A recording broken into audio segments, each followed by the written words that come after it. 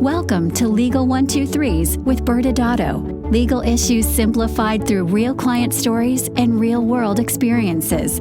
Creating simplicity in 3, 2, 1. Welcome back to another episode of the Legal 123s with ByrdAdatto. I'm your host, ByrdAdatto, with my co-host, Michael Byrd.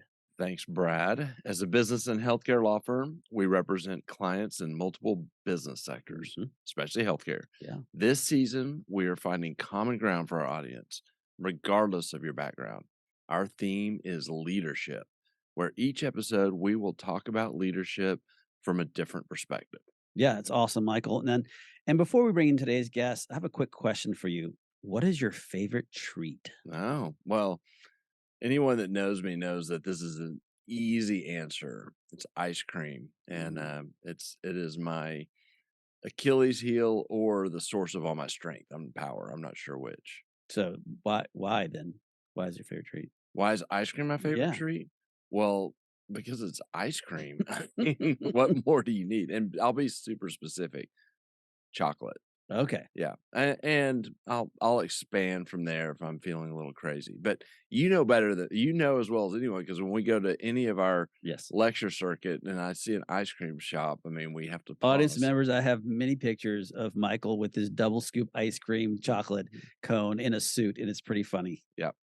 Can't not do it. What about you, Brad? What's your favorite treat?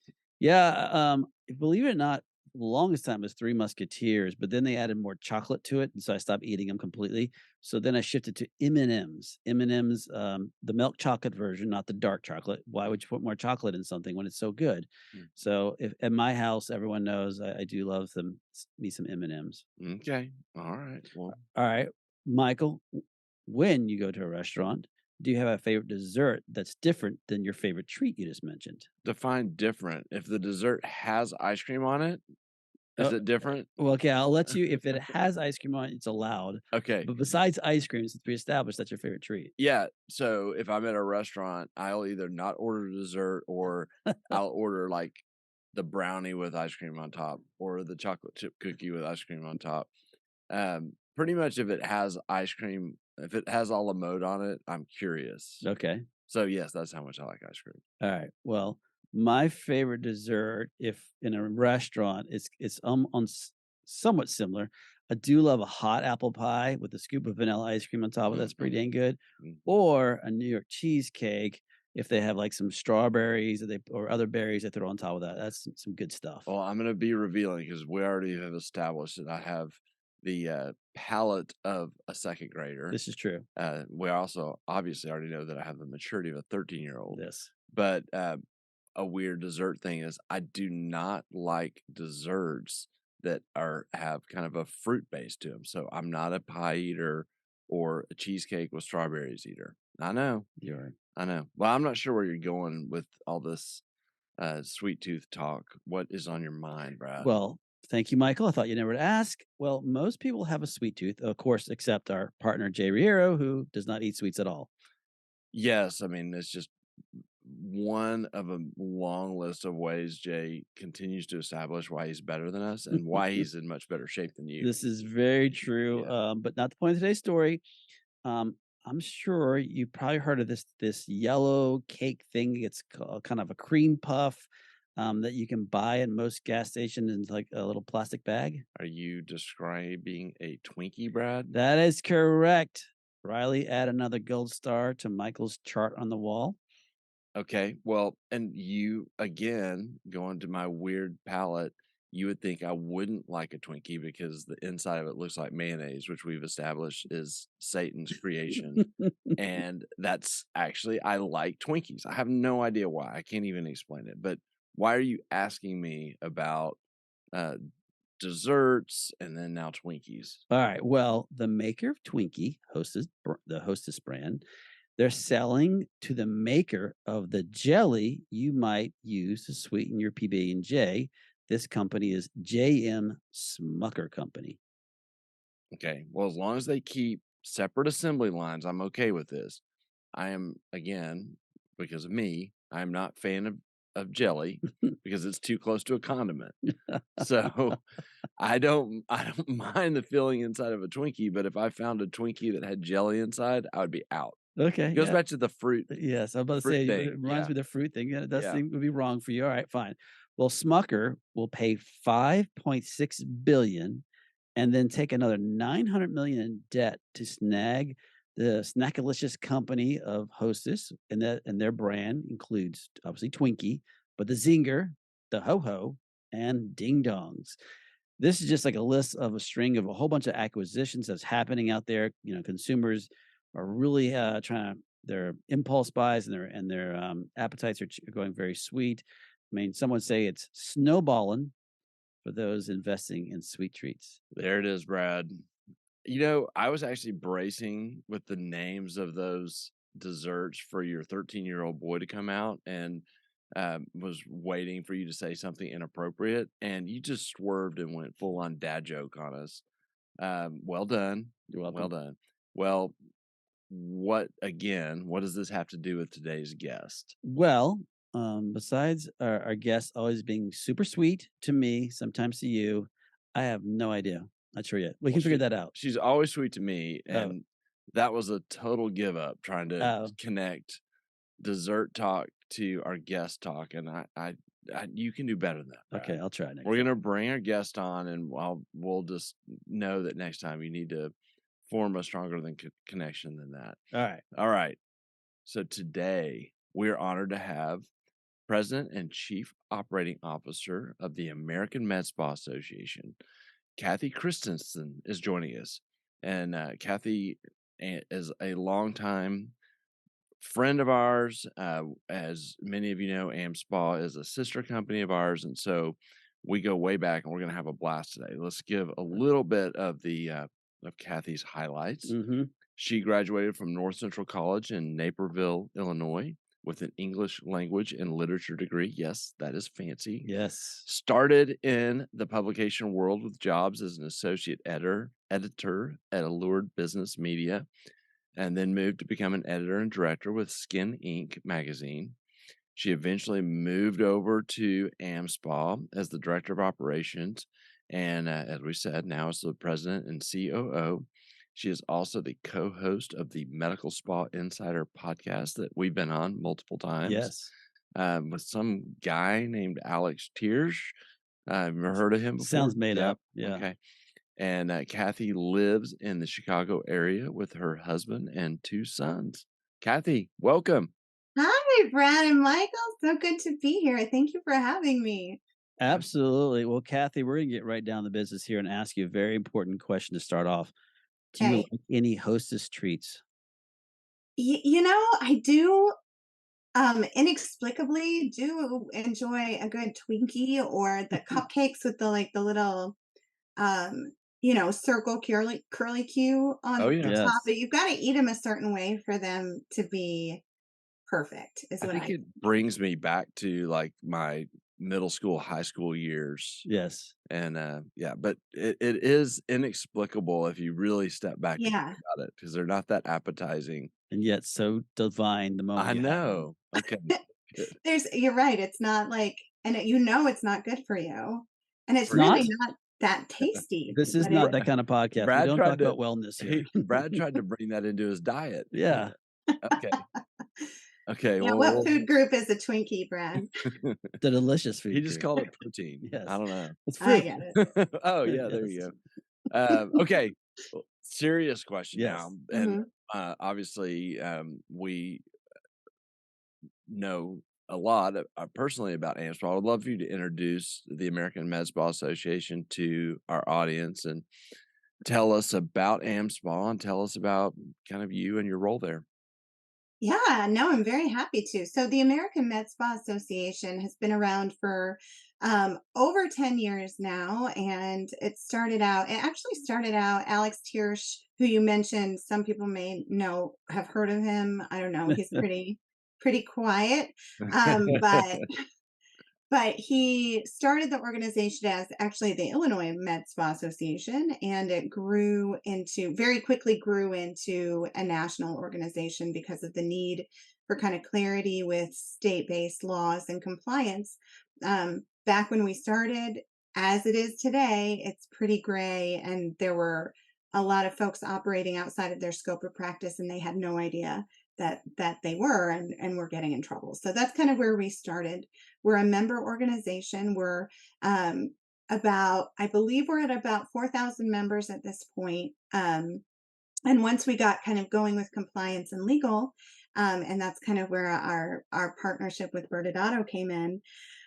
With your amazing resources, we've been able to supply more information from a legal standpoint to our members, accurate, timely information. And then we also realized that another lack in our industry was business knowledge. And it's not a criticism at all, but usually when a medical professional is choosing their career, they're not also thinking about, necessarily running a retail business or a non-insurance based business. So we started kind of educating on that, and that those are kind of our two points of strength in the industry. We try to help people be profitable and safe in this industry as much as possible. And we take that role, and our team takes that role really seriously. So we offer many educational live events, virtual events. We're always putting out, as you mentioned, Medical Spa Insider podcasts. We have AmSpa Now, which is our blog, webinars, all sorts of things. So we serve as a resource for medical aesthetic professionals in the space. And we're not specific to roles. So we have doctors, nurses, MPs, PAs, entrepreneurs.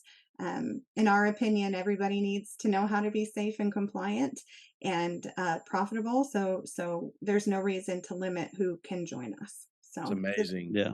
And we've gotten to ByrdAdatto and AmSpa have kind of grown up together. And yes, it's been amazing watching what AmSpa has done under your leadership. And one thing in particular that's interesting is as of the date of the release of this episode, we'll just be a few short weeks away from a big event that's something that you've been championing for a while. Tell us about that. yeah, no, I'm super excited. We're launching the Women in Aesthetics Leadership Conference.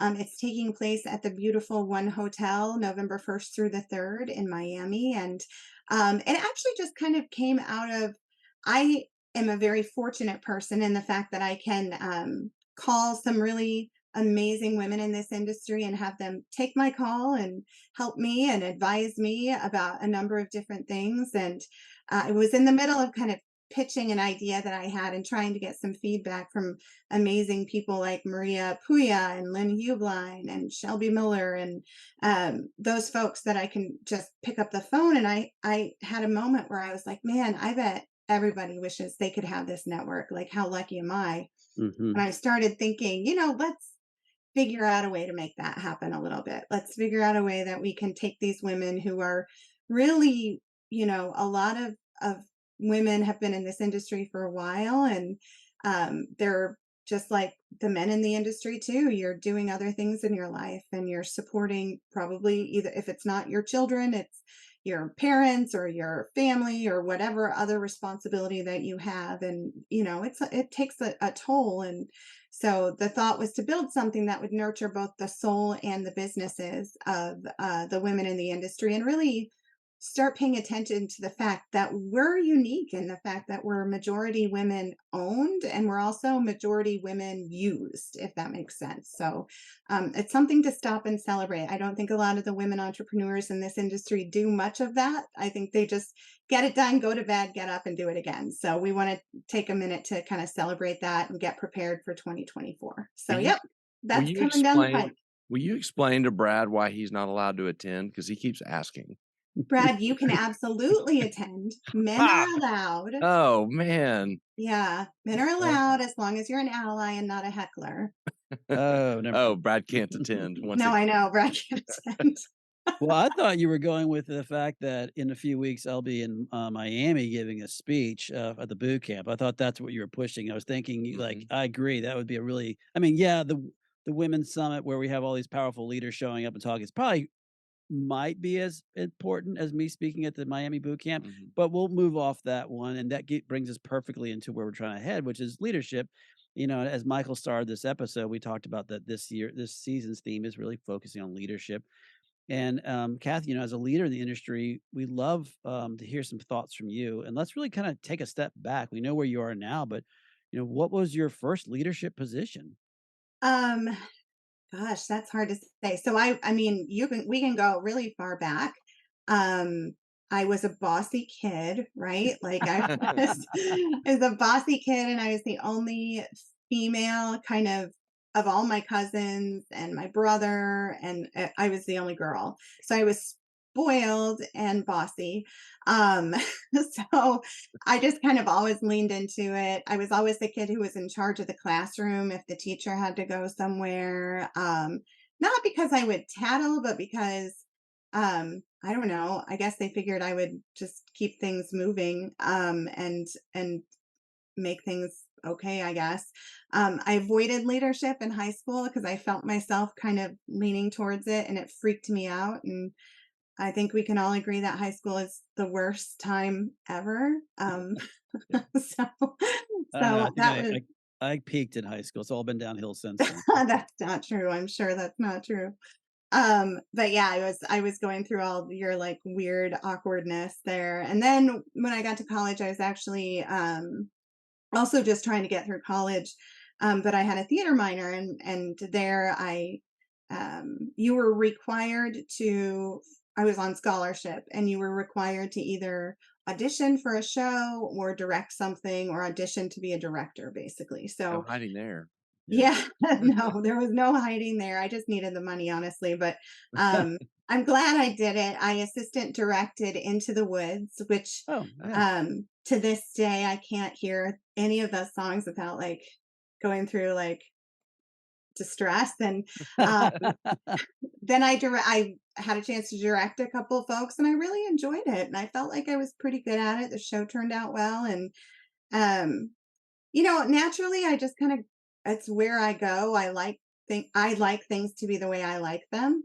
Hmm. Honestly, and often if you aren't in a leadership position, you don't have a say, or if you don't put yourself out there, you don't have a say in the outcome Right. of what's going to happen. So I suppose that's always been kind of the reason why I have naturally kind of stepped into leadership roles, just because I want things to be the way I want them.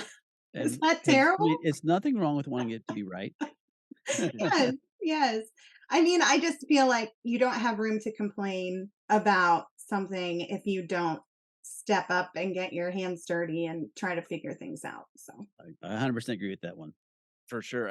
And I hear just listening to your story, I mean, I hear a lot of it's probably in your DNA, just natural born qualities of leadership. But I'm curious if you had someone that you learned from to be a leader. Maybe it was once you kind of started embracing leadership, and did you have a mentor or somebody that heavily influenced your developing leadership skills?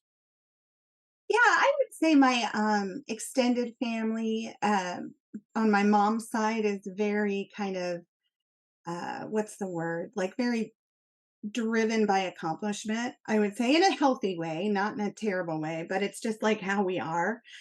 My mom has been an amazing mentor for me. She's someone who got her chemistry degree and wanted to be a doctor, and then had us, me and my brother, and decided she wanted to be focus on being a mom, and then got back into the workforce at a really kind of difficult time in the 80s, and climbed to the very top of her career there. My grandpa is probably where she got it from. He was in the military. He was in World War II. He was also in Korea. And he was just, I don't even know how to describe my grandpa. Like he was a troublemaker, and he was loved a good story. Like I often think of how he would react to my kids and the things they get into, how he would probably just laugh about it. But I mean, I distinctly remember him, he had a very military kind of persona in the fact that he believed in leadership and often would say,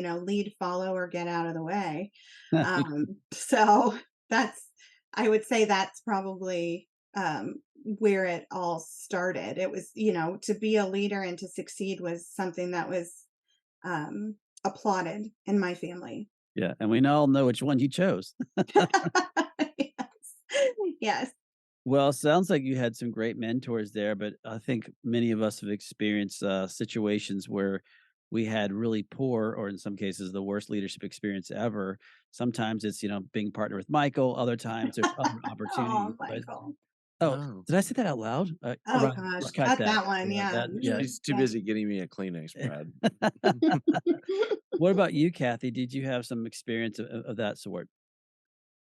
Yeah, it's funny that one of the when you asked like who were your mentors, I think I was also mentored by um I don't want to say bad leaders, but I was kind of I started my career from the very, very bottom rung. I was an editorial assistant and um, basically was a hybrid assistant and an editor and was pretty much meant to do a little bit of everything. And I climbed the ladder slowly, Hmm. which much slower than probably people do these days, or at least that I witnessed. But Yeah. very slowly in spite of what I was doing. And I think one of the benefits to that is you absolutely learn a lot.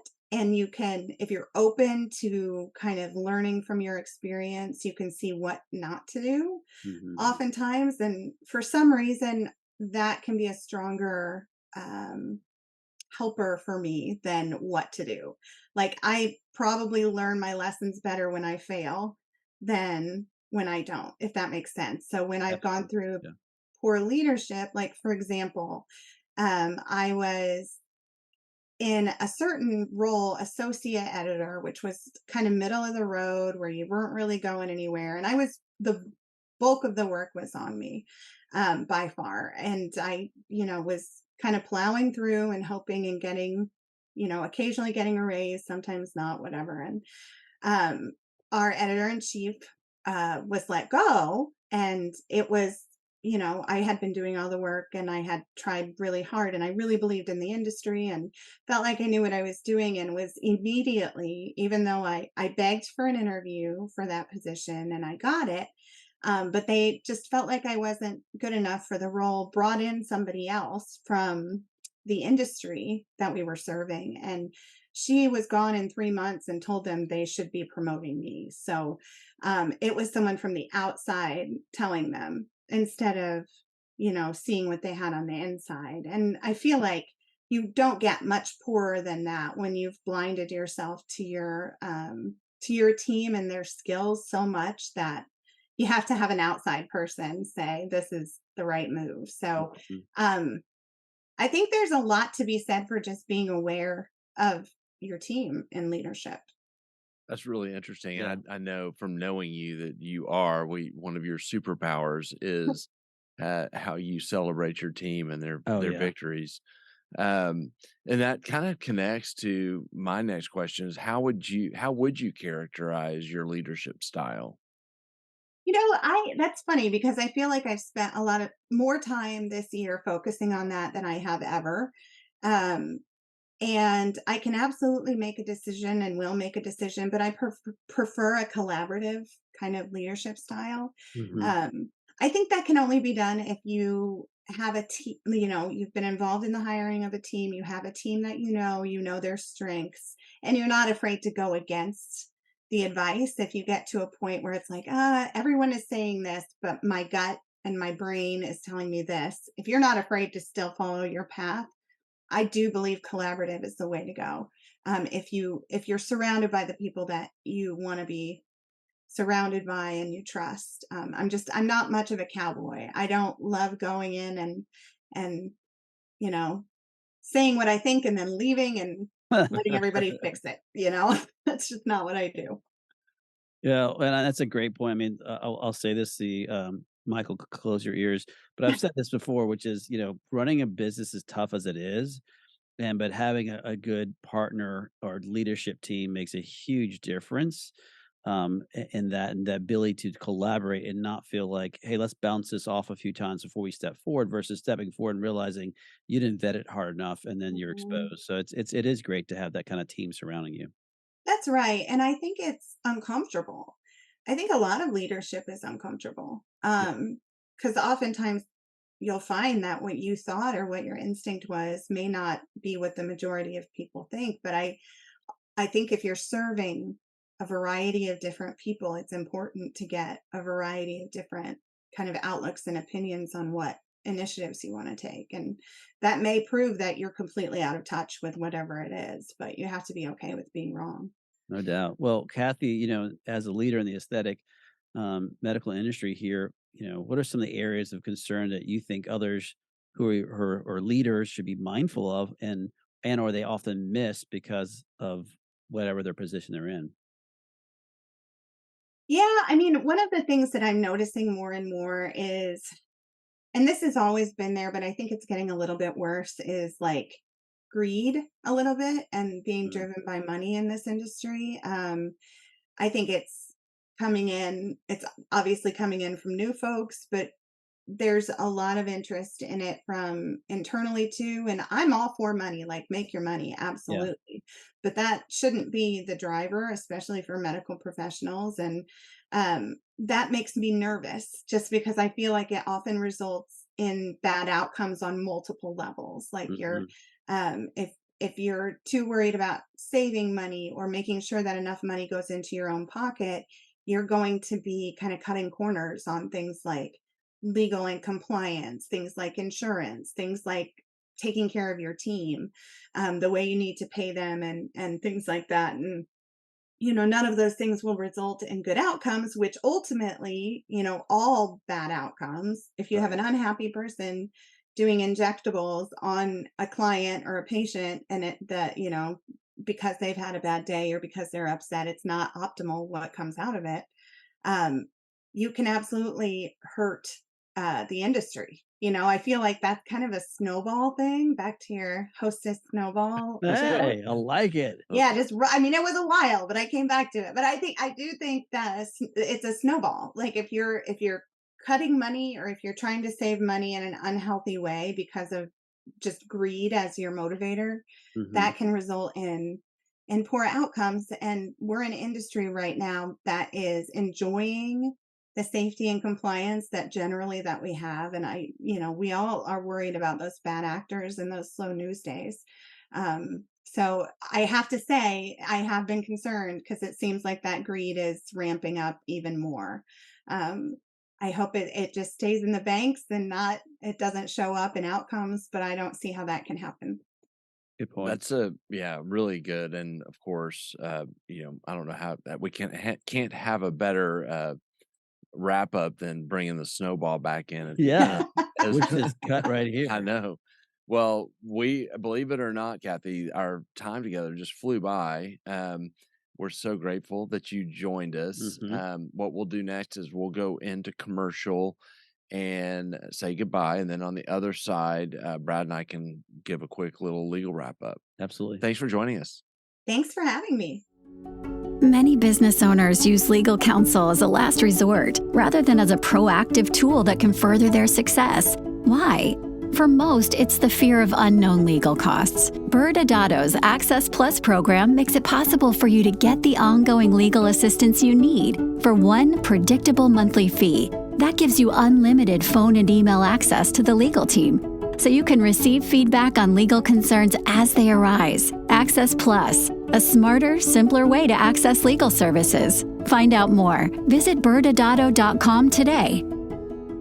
Welcome back to Legal 123's the ByrdAdatto. I'm your host, ByrdAdatto, with my co-host, Michael Byrd. Now, Michael, this season, our theme is leadership. And boy, we had an awesome leader just join us. Not only is Kathy just crushing it with that AmSpa, but I hear she is born on one of the greatest days in the history of the world. And I'm not just saying that because we share the same birthday. It just happens to be the greatest day ever. But what I loved about Kathy, when she started talking about leadership, there's a lot of different takeaways I thought of. But from a legal perspective, her perspective is like, look, just because everyone else is doing it and it seems to be compliant and that it seems to be that they're making a lot of money doesn't mean as a good leader you should be doing that. As a good leader, you should pause and question things and making sure, well, if that everyone's doing it, does that still mean it's compliant? Am I going to expose myself or my employees? Where are the ways as a great leader can I stop and pause? And I think that was a good insight from her. But I don't know what other takeaways you had. Yeah, I mean, your point, I love her point that you highlighted is if you see it, say it type mentality. Hmm. And I'll expand on that. Just the observation about the industry and the money that's coming into the industry, and we've talked about this multiple times before, Brad, is there's going to be bad actors Mm-hmm. that come in. So you may not only have the influence that people may come under money, but you may have people with bad intentions coming into the space. And so, I think that self-awareness that you just raised becomes all the more important. Or you could find yourself in a leadership position leading a organization that has drifted out of compliance Yeah. or skidded out of Yeah. compliance, No doubt. and you have some more serious issues. It would not be a double scoop of chocolate ice cream. Oh, no, not at all. No. That's a good point there, Michael.